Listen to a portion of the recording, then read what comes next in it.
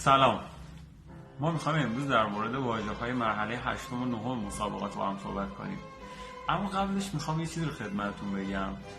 تو این پیج قرار نیست فقط در مورد واژه‌ها و ضرب‌المثل‌ها صحبت کنیم. ما در مورد فرهنگ، آداب، سنن، رسوم و هر آنچه که مربوط به این سرزمینه با هم صحبت خواهیم کرد. الان تو مرحله تحقیق هستم. فقط این رو خواستم خدمتتون عرض کنم که منتظر باشید و ما رو دنبال کنید. چیزهای هیجان انگیز و جذابی در انتظارتون خواهد بود.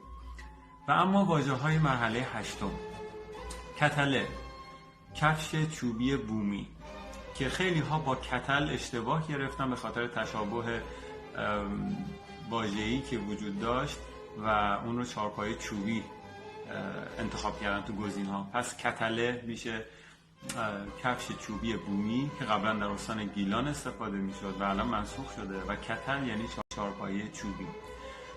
قداره، کاسه بزرگ. تیان، دیگ. تیشکا، جوجه. و در آخر فکاره یا خاکاره یعنی تابه.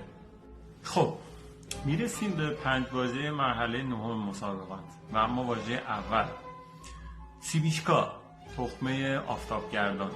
پلاچین، تخته تاب. پلاچین خوردن یعنی تاب خوردن. شالار یعنی چین لباس. ویشتا، گرسنه. ویشتایی یعنی گرسنگی.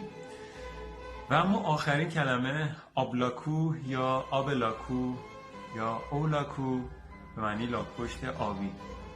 و اما چرا به لاک‌پشت آبی میگن آبلاکو؟ اگه شما میدونید بهمون بگید. حتی یه داستان بسیار جالب هم در موردش وجود داره که اگه در موردش شنیدید برامون زیر این پست بنویسید.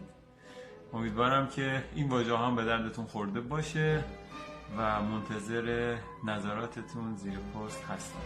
خداحافظ.